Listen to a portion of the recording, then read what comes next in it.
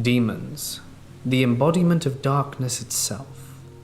Perfect for a creepy night. I hope you're ready, because it's time to get comfortable. Grab your holy relics and let the darkness take control. It has taken me some time to figure out where to start with this story, since there are so many starting places and no end in sight, at least one I can see. So I've decided to start it at the moment that my life changed forever. Not the drastic change that would come later, but a change that began a terrifying journey that has yet to conclude. I was born in the early 80s. My parents were youth pastors for a Pentecostal church in the southwest of the US. I had grown up in the Pentecostal church my whole life. Eventually, my parents became pastors of their own church. The start of my story isn't the beginning, but it is a start. I'm going to tell you it as I experienced it, so there will be back and forth from one timeline to another. But I want you to take the same journey I did. I was a preteen when I saw it. I'm not sure about the exact year, but I know it must have been between 95 and 97. It was summer. I was at church camp, the same one I had gone to for most of my childhood. It was in the South US, in the hill country area. It was a pretty large camp, really spread out, and on any given summer, there would be roughly 1,000 campers, including adults who either were counselors, helpers, or those doing the church services. My parents were pretty active with camp. In fact, my dad was well known in the district. When people found out I was his son, they were amazed, and sometimes treated me like I was first kid or something. I hate saying this, but I would use this to my advantage sometimes. I would get my way with a lot of things or go behind the scenes of the camp or any other church activity that others wouldn't. So my parents were there the summer I saw it. I was a camper that year. The building where all the campers stayed at was on top of a hill in a large building. It had only been built just a few years prior. The camp was a lot older, but they had added new buildings and such, and after a huge fire at the old cafeteria, which I have a vague memory of, they built an entirely new cafeteria. The building was in 3 parts. The left side held the boys' dormitories, and the right the girls'. The middle was where the small little church sat. This is where I saw it. The little church had light pink carpeted floors, off-pink walls, and cushioned chairs to match. The kid's preacher was a close friend of my dad's, so I knew him pretty well, and vice versa. The stage in front of the room, which was literally a step up from the floor, had a stained glass window in the back. I will never forget this stained glass window for as long as I live, and you're about to find out why. It was a picture of a woman in biblical clothes pouring water from a clay jar into a flowing river. For what? I have no idea. Next to her was a small lamb. They stood on a grassy hill with a tree to the left. I believe there was also a greying sky. I had seen it many times before and admired it greatly. The room was packed full of kids, all of us ranging from ages 12 to 15. Both boys and girls. Boys sat on the left side, girls on the right. There were at least 40 to 50 kids in here. Each of us had itineraries, so while we were in service for an hour, other campers may be doing recreational activities or swimming or any number of things. My bunk, which consisted of about 5 or 6 of us boys, most of whom were from my church. Being who I was, I usually got to pick who I wanted to bunk with, another perk of being my father's son. As service began, my attention span started wavering. I had heard all this religious stuff before from my dad and others. I began looking at the stained glassed window, and that was when I saw it. It had never been there before, at least that I had seen. In the lower right-hand corner, near the red stained glass border, was a face. Not just any face, but a terrifying face. Aside from everything else on the stained glass window, it looked absolutely real, like it was peering through the glass. But this was impossible because behind it was a small area, which held lights to backlight it. No room for anyone big or small. Its skin was fleshy colored, nothing out the ordinary. But what really grabbed my attention wasn't its open mouth with sharp, pointy teeth, but its eyes. The eyes were large, bulging out the sockets. Those eyes have haunted me to this day. On its forehead were two small bumps, like a pair of horns that hadn't quite come out yet. It was scary, but I was more fascinated that I had never noticed it before. I leaned over to one of my friends sitting next to me and asked if he had ever noticed that face in the stained glass window. He looked but told me he couldn't see anything. Confused, I asked another friend who replied with the same answer. It was then I began to wonder if I was the only one who could see it, or was it some optical illusion? The whole time we were in there, I couldn't take my eyes off it, and when I tried, I felt like it was staring back at me. As we were leaving the room, I walked to the other side to the area the girl sat and looked. There it was, as it was before, the demonic face. In fact, no matter where I was in the room, the face was there. I pushed it to the back and spent the rest of the day trying not to think about it, until the next day when we went back to church, and it was still there. Same position, same terrifying face, and no one could see it but me. This was when I started to get really scared.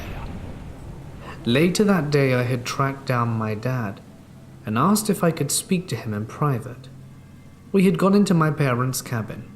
My mother was off somewhere in camp doing God only knows what, and I asked my dad if he knew anything about the stained glass window in the little church. He told me he knew enough. He even knew the guy who had made it, and that it cost the district quite a pretty penny. I asked him if there was a demonic face in it, to which he replied, not that he could remember. He asked me why, and I told him that I kept seeing a demonic face and no one else could. My dad got on his knees, put his hands on my shoulder and told me not to tell anyone about what I was seeing.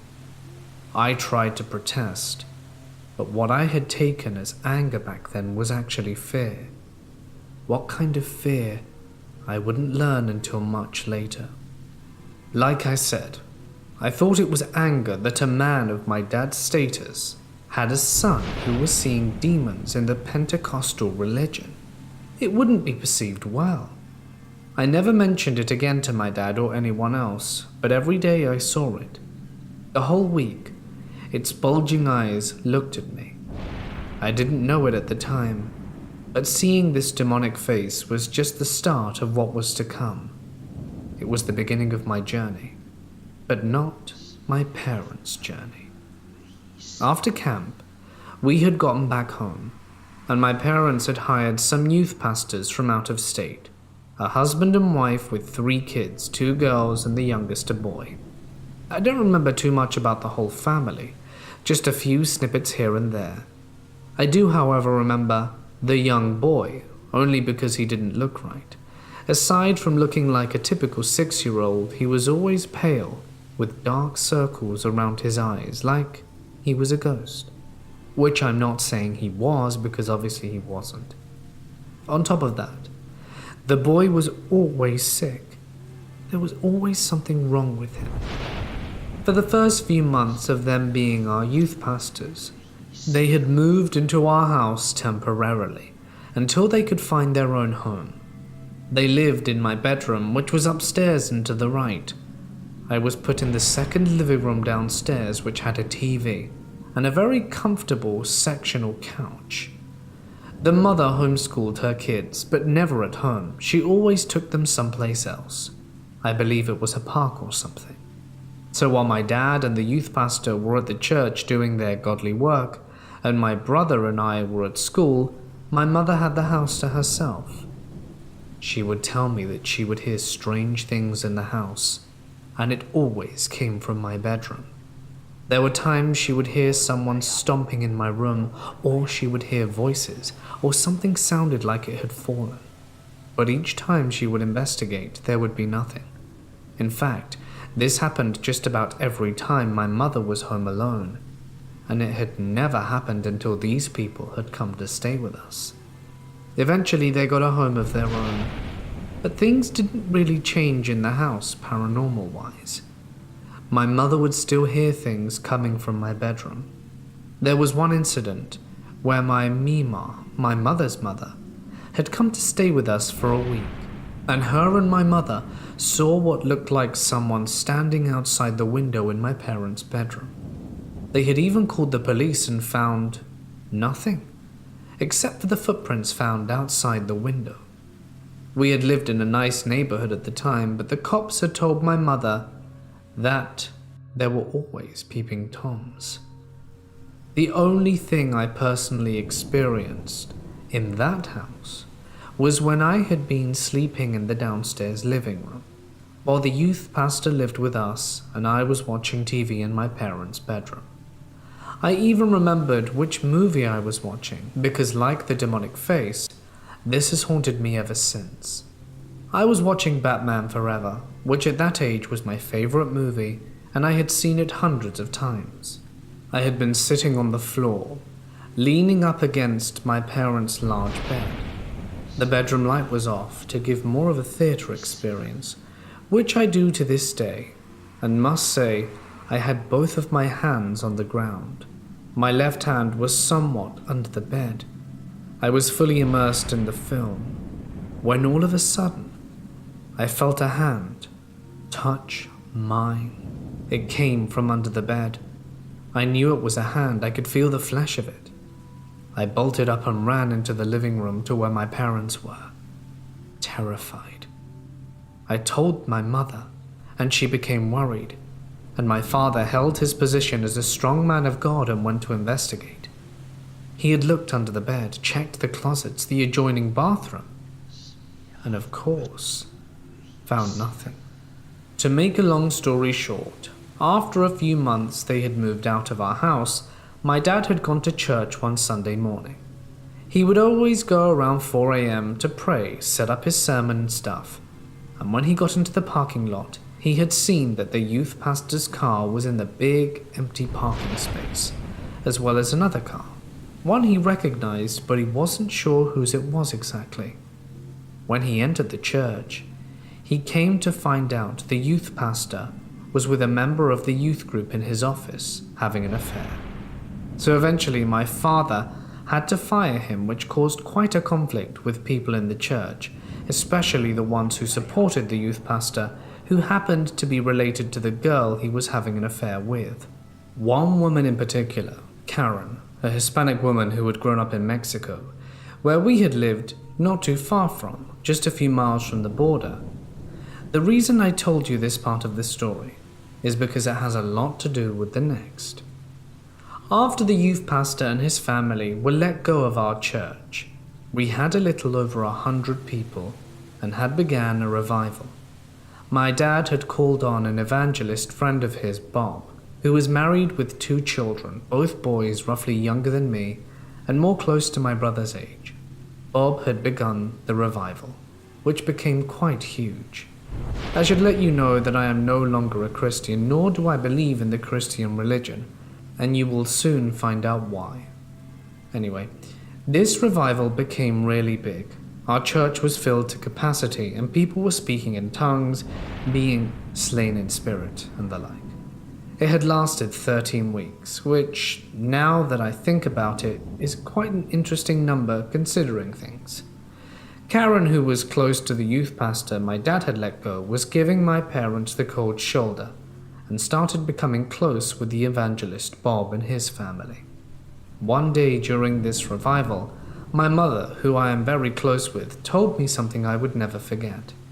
She told me that a woman had come to my father, telling him that her daughter was being possessed by a demon, that my dad had to perform an exorcism to no avail.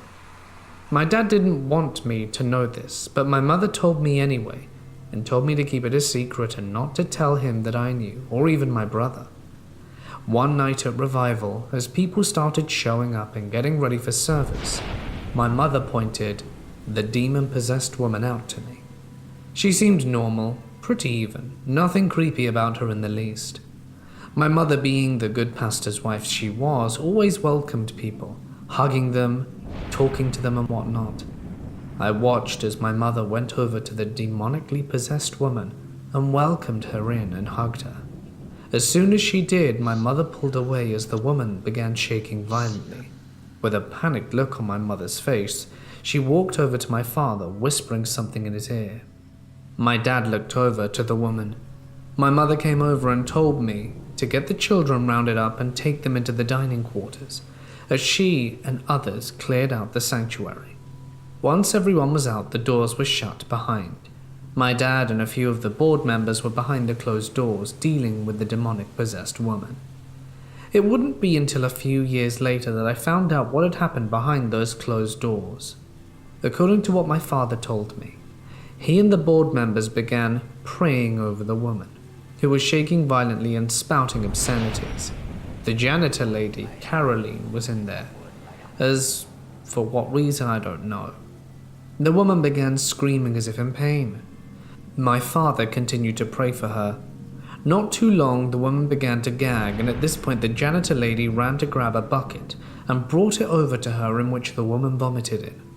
My father said what came out of her mouth wasn't normal looking. It was like a blackish blob. His first thought was to take it somewhere to get analyzed, but Caroline flushed it down the toilet before he could do anything. What scared my father the most was the fact that the woman was still possessed and told my dad in a dark voice, "We will meet again." My father doesn't like talking about this, and I've only heard this story a few times, and when I bring it up, my dad pretty much shuts down. There's a part of me that thinks there is more to this story, but he won't say, and the reason is that Caroline never came back to the church. In fact, one day not too long after my dad and I had gone to see a movie, my dad wanted to stop by Caroline's place to check on her and find out why she hadn't come back. When she answered the door, cigarette in mouth, it shocked me. She wouldn't let us in, but told my dad something along the lines of, "Pastor, what I saw that night shook my faith," and we never saw her again. Now back to where the demon-possessed girl told my dad that they would meet again. According to my dad, even my grandparents have confirmed this story. When he was a young boy in the late 60s, my dad had awoken in the middle of the night and saw a shadow person in his room. As my dad stared at it in horror, he said it got bigger and bigger until its head was touching the ceiling. My father eventually found his voice and screamed for my grandparents. That's all I know, except for one more event, an unbelievable one. As I stated, I was born in the early 80s.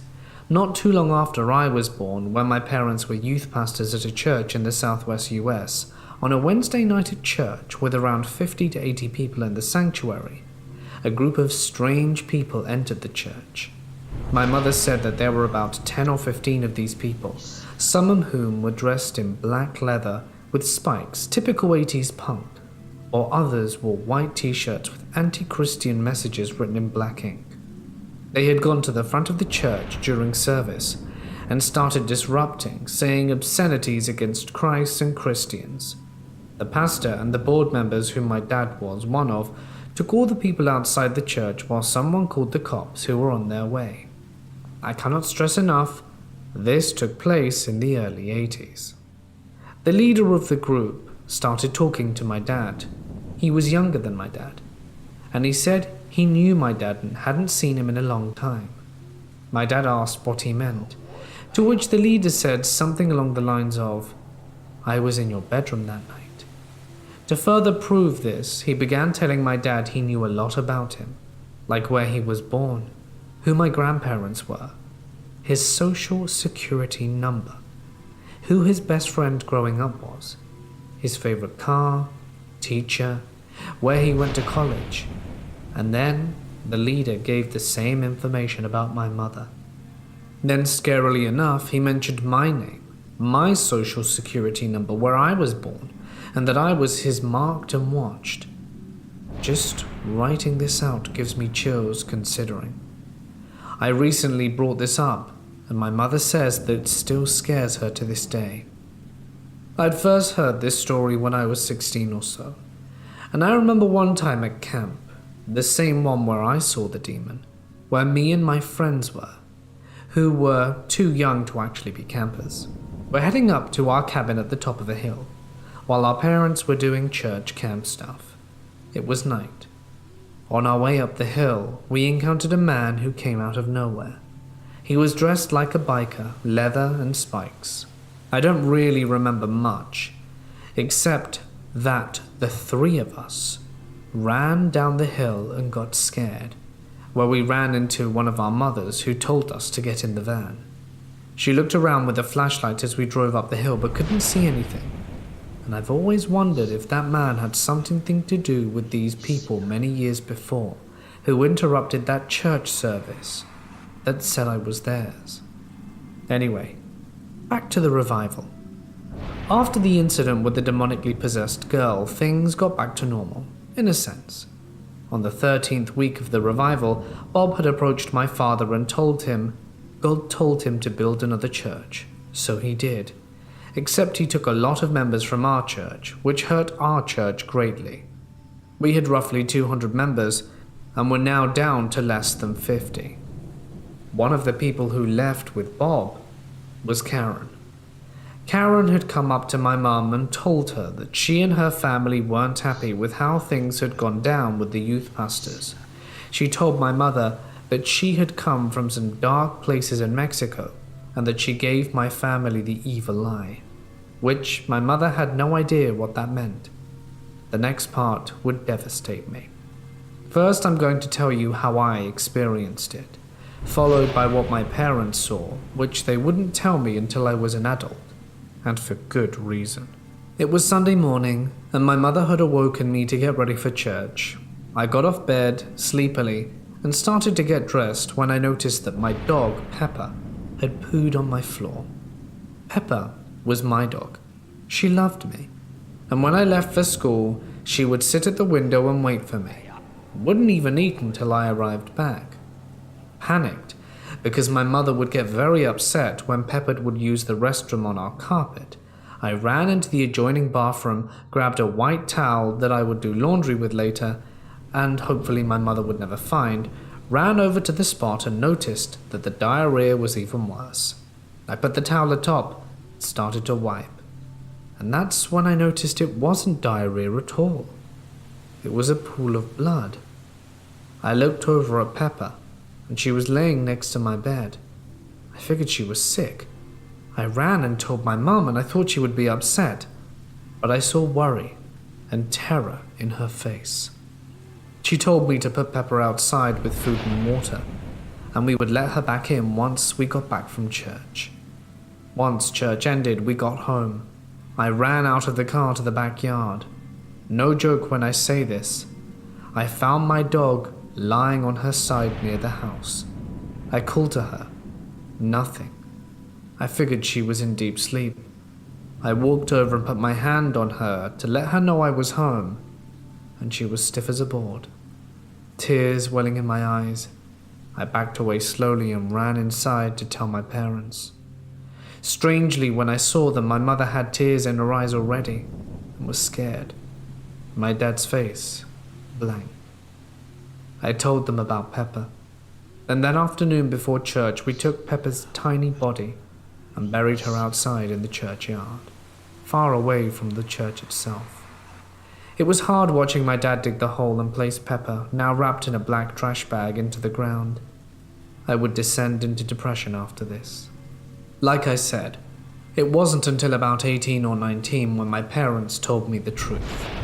You see, when we got home from church that dreadful Sunday afternoon as I ran to the backyard, my parents found their door slightly open. Upon going inside, my parents were startled to find every picture my mother had hanging on the walls upside down. Pictures on tables and as such were face down. On the kitchen counter was a long, thick strand of hair, which my dad had analyzed at the nearby police station, which revealed that it was horse hair. Someone had broken into our house. Even worse, someone had poisoned my dog. My mother said that Karen had threatened my parents with witchcraft a few days before, saying that my parents would regret what they had done to the youth pastor. To this day, I don't understand why the youth pastors were so important to Karen. All I know is that woman had something to do with ending the life of my dog and breaking into my house. Upon more investigating, I found out that our family was cursed, and literally ever since, my family has been through hell. I'd never seen the demon face again, but I have had many strange incidences, most of which I can't find any relation to. But I don't think it has left me alone. My husband, yes, I'm gay, has seen shadows ever since we got together. My husband is an atheist and doesn't believe in anything paranormal. But sometimes I think even he thinks there's something strange going on. I feel like I'm being watched, and I hear someone call out my name. One time I was at work and I heard someone call my name. I walked around the store asking co-workers if they'd called me, and they all said no. Thinking it was in my head, I went back to where I had heard it, and my co-workers there asked who had called my name, which meant they heard it too. So much has happened in my life, things I can't even begin to put into writing. I know without a shadow of a doubt that whatever I saw is still haunting me in some form. Not a day goes by that I don't think of that demonic face. Not a day goes by that I don't think there is some group of demonically possessed people who know my parents and me, who say I'm theirs. I don't trust a lot of people. I don't know if these people have followed me. Some incidents make me think, perhaps. I can tell you that I live in fear. I don't know how to deal with a lot of this. My husband, who doesn't think I'm lying, thinks a lot of it's in my head, on top of coincidence. I can see why people think that. But trust me when I say this isn't a story that's easy to put into words. It's more something that you have to have experienced to understand. There is so much more to tell. For now, I think this will be enough. If anyone has any idea what is going on or knows something, anything that would help, it would be greatly appreciated. Whatever this entity is, it's still haunting me, and my family, and this curse is getting worse. I'm not lying when I say that I am beyond scared. When I was born, my parents rented a small house until I was roughly 2 years old. The only memorable thing mentioned to me was my mother hearing an elderly woman soothing me when I was sick when she walked into the room. Everything that had been left out had been put away. They believed they caught her on a picture, but I have to dig around and see if I can find it. We moved into the house that my great aunt had found for us. This was around 93. I remember being terrified of being alone anywhere in the house. I remember waking up to voices, having very vivid dreams and seeing shadows. The scariest moment was when I woke up and looked at my window to see what looked like a shadow trying to get in. Now you're thinking, so what? Someone tried to break in. Nothing paranormal about that. True, except my room was on the 3rd floor, and the only thing outside my window was a long fall to the ground. For the record, this entity was not the old woman. This thing was different. After that incident, I slept in my parents' room for a few years. I was terrified. Looking back at some of the pictures, you can see an old shadow here and there. We've also had cats our entire lives, and each cat would become very protective of me. My parents figured it was just cat behavior to look after the weakest family member, but it happened until I was much older. When I was 13, we finally moved out of that house into a newly built house. We were, and still are, the first occupants. The first night there, I heard walking in my room, followed by a loud bang that terrified me. I went to my parents and told them that whatever was at the house followed us here. They dismissed it as the house settling, but I knew better. Over the years, things were relatively quiet. I ended up joining a paranormal group and honed in on my sensing abilities, since I had originally shut them off as a child. Upon meeting the members, one of them looked at me and asked if she could talk to me in private. She then accurately described my old house, where my room was, the color and layout of the room, and my experiences. Now, I had yet to tell anyone about these experiences, so I was taken aback a bit. She said she couldn't fully get a look at what it was, but that it was still with me. This reinforced my idea that it didn't want to be found out, and to this day, every time I try and focus in on it, I get a nasty headache and the feeling of being blocked. After a few years of investigating places, we obviously had things attached to us. The good, the bad, and the demonic. The demonic things really took a toll on all of us, but mostly my wonderful future wife. But these are stories for another time. What I want to mention is that whatever they were around me. I got the sense that the things from my childhood had grown a lot stronger, and one of them had become the ringleader. I felt like it would give orders and sit back and watch. Getting back on track about the house, some of the memorable occurrences there have happened to only me. I woke up to my dog whining, which meant she wanted me to put her to bed. I told her to just go ahead and jump because I'm not getting up. I felt something get on the bed. As soon as I felt it, my dog went crazy. She began barking and growling, and my cat started hissing. I assumed that meant that the kitty was on the bed and they were fighting since she hated the dog. It was at that moment that I realized the barking and growling were coming from the door and not the bed. I finally looked, and both animals were staring at whatever was on the end of the bed. When I turned to look, I just saw a black blob. I could faintly make out eyes, and that it was moving its head. I was so tired that I just said, "Look, I'm exhausted from work and not putting up with this. Go away." It left, and that was that. Another day, my mother came home and asked why I messed with her headbands. Now, she had a wall thing where she put her headbands. I walked in there and they were all sticking straight out. Another time I was in the shower and heard the front door open, and someone walked in. I assumed it was my father, since it was around the time he usually arrived home. I got out and heard what sounded like him whistling. No big deal, until I looked outside and saw that my car was the only one in the driveway. As soon as I noticed this, the whistling stopped, and I immediately grabbed 2 knives and checked every room in the house, as I was certain someone broke in. I found nothing, and as soon as I put the knives down, the whistling started again. At that point I bolted, called my dad and said, "Look, it's either a ghost or someone who broke in, so good luck." Since I work night shift, I would come home around 4 or 5 in the morning. I walked in and heard someone say, "Hey." I would respond and get nothing. I've seen a woman in the kitchen who looks like my great aunt.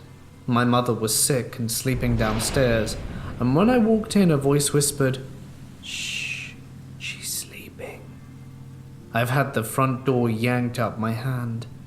I've even seen the deadbolt turn by itself. I've walked in on conversations only to hear, "Shh, he's here. Be quiet." Now those things I can deal with. But whatever followed me from the creepy house pretty much stays in one room. Everyone I have ever brought over has said that the room feels heavy and off. Even my parents don't like being in there for more than a few minutes. I figured out that if you knock before entering, the atmosphere seems lighter. I have since moved out, and the first thing I said before leaving was, "You are not to follow me. I don't care if you stay here, but you aren't coming with me." Interestingly enough, my parents don't experience anything, at least not that they will openly admit. They hear the occasional bump and walking every now and then. But we think that's Kitty, who passed 2 years ago. We had her for nearly 20 years. I'm pretty sure I'm leaving things out. In any case, thanks for listening.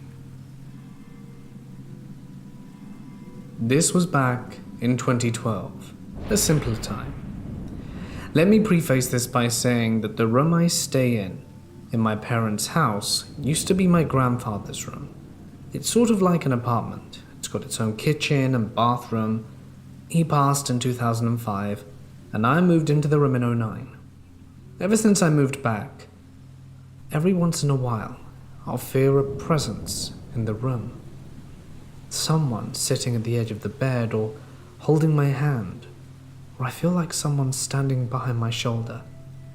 This is never ever threatening, and I never feel in danger because I believe it's Grandpa. But in October of 2012, I was doing my junior practicum student teaching. This is a sort of program where you go in once a week to a school and observe before real student teaching starts. It was a Tuesday night, and I only remember this because I went to the school on Wednesdays. It was a considerable distance from my house, so I tried to get into bed early. This one night I had trouble getting to sleep, which I never have. I can usually pass out anywhere at any time, and I begin to feel anxiety come over me, and a state of panic. Another thing that never happened to me. In my mind's eye, I kept envisioning a tall, black, humanoid figure with a long, red tongue standing in the corner of my room, and at the time it felt very vivid. But now I can't recall any details about this figure, except that tongue. I began to feel like if I stayed in my room any longer, I would be in serious danger. I went into the next room, our family room, and decided to watch TV. I looked above the TV at the cable box and noticed it was 2:59 a.m. The second the digital clock hits 3, the sound of crickets coming from inside the room and the attached laundry room resounded. Once that box hit 3:01, everything stopped. Now I'm not a religious person, but my supervising teacher at school is. He told me that crickets are related to locusts, referring to the biblical plague, and he told me to recite the prayer to St. Michael. He couldn't remember it at that moment though, even though he said he used to say it every day. Getting home that day, and accompanying days, it seemed as though there was a fog around my room, and the room felt different, just off. I would come home and lay on my bed for an afternoon nap, and the bed started to shake. It got to the point where my mother began to ask me if anything felt weird. She has her own experiences, but that's a different story for another day. Now I live in New Jersey, and in October of 2012 we were hit by a hurricane, Sandy, and we were without power for about a week or so, and I was not sleeping in that room in the darkness. I moved my mattress upstairs to our living room. Every night that week, a bluish-grey fog came up from downstairs and circled the room, and I began to have dreams of religious icons and the Virgin Mary falling into pits of fire. I had soon realized that after I forgot my grandfather's birthday, usually I'd light a candle at church or something for him. I thought perhaps he was angry with me, so I went to church and lit a candle, but it didn't change anything. A night soon after, however, I had a dream that I was driving with Grandpa down a road. It was pitch dark, a paved road, and it was bright white on either side like a desert. My grandpa had a really thick Irish accent, and sometimes it was really hard to understand him. But he said something along the lines of, always being there. The next morning I told my mum while my younger brother was in the room, and he interrupted me and began filling in details of my dream for me. I asked him how he knew, and all he said was, I was in the back seat. The following night I had another dream. One of those hypernic jerk dreams where you start yourself awake. Only I couldn't wake up. I was in a dead cornfield with naked androgynous grey children who were dancing around each other. They kind of looked like the kids on the cover of Led Zeppelin's House of Holy album. And from behind these children and up on the ground came a giant dark monster. It looked a bit like a dragon. I could see this creature clear as day.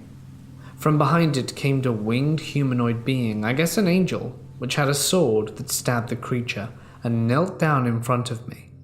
I awoke, and at the foot of my bed was a white translucent figure. It hovered for about 10 seconds before vanishing. As I looked at it, I felt peace again, and I've never felt before. I don't think I'm going to ever feel that kind of peace again. The dream and everything stopped after that. I never told my youngest brother about the black figure, or the dragon, or the children, but fast forward a year later, I come home from work and my brother is sitting on the kitchen table looking shaken. He tells me he had a bad dream of naked children dancing around a dead cornfield and a black dragon behind him.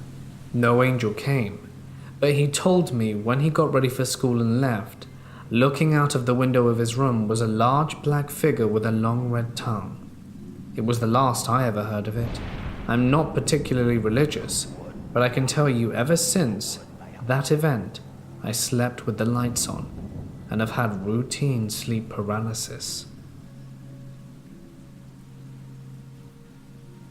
While I was in the Navy, I messed around and ended up invoking a deal with a demon. One in particular, Mammon. I messed around with this stuff for about 6 months and nothing ever came of it. Since then, I had exceedingly good luck up until recently.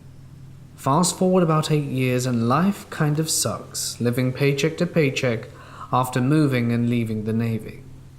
But I've recently got into a relationship about 5 months ago with a green witch, and her roommate, an alleged psychic. They reaffirmed a lot of beliefs that I already had, but never told them about this demon thing, because in all honesty I had forgotten about it. But about a month into the relationship, her roommate had a demon visit them in a dream and tell them that I was his. There were 2 dark figures, one large and overbearing and a smaller one. So her and her roommate came up to me the next day and were like, "Have you ever messed around with demons?" And I was like, about 8 years ago? They did a reading on me and found out the actual name without me saying it to them. But apparently, I cannot do anything to rid myself of the demon until I complete the terms of the deal, which I cannot for the life of me figure out. I'm pretty sure the demon doesn't want me to figure it out either. It's not like I feel like he's trying to harm me in any way or anyone around me. But what I can tell you is that I've had nightmares for a solid 8 years, and my luck and success has been eerily low as of recent. I wish I could find out what he wants, but I doubt that's gonna happen. Hey guys, it's Mort here, and thank you so much for listening. I'm pretty sure this is profoundly obvious at this point. Please, don't play with demons. I don't think it'll end well. In any case, I do hope that you enjoyed tonight's tales. If you did, you know what to do to show your appreciation. And if you want to show further appreciation, feel free to check out the link to Patreon, where you can get all manner of prizes for for signing up at various tiers. Think about it.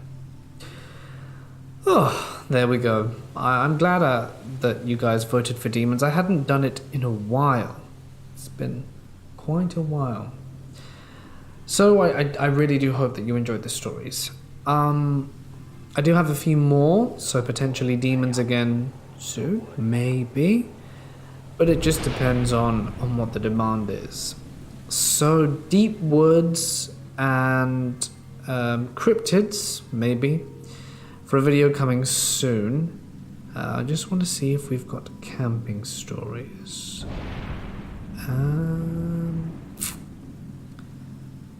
Camping. Sorry, it's all in alphabetical order. Nope. Only got 2 camping stories, so that's not going to happen. Nope, sadly. I think we are nearly running the nature theme dry.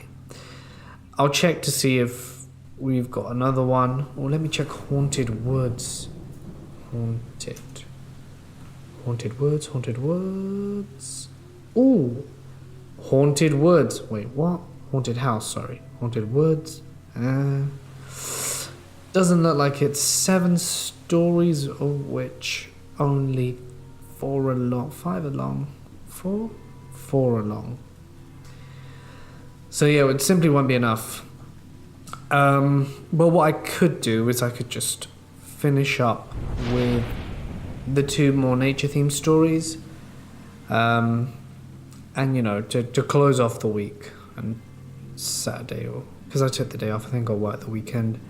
Saturday or Sunday we'll have, on Sunday I guess we'll have something else. If you have stories, ooh, we've got some hiking stories. Maybe I'll do hiking. If you have any stories that you want to share, I'm always super grateful. If you want to send them in, just please take extra care in punctuating, paragraphing, and doing all that stuff if you want your story to actually be read. I will obviously email you back and let you know if it needs changes, but it's easier if you just do it right the first time. Oh, we've also got Middle of Nowhere. Maybe we'll carry on till like Monday, Tuesday then. So that's good news. I'll probably do another poll tomorrow to see what you guys want. I really hope that while I recorded this video, demons didn't suddenly get overtaken by something else. But it wouldn't be the first time that happened, and if it did, I'll just do that tomorrow. Alright then, I know you guys have heard enough of my rambling, so I'm going to end the video like this. Stay awesome, and I'll see you in the next one.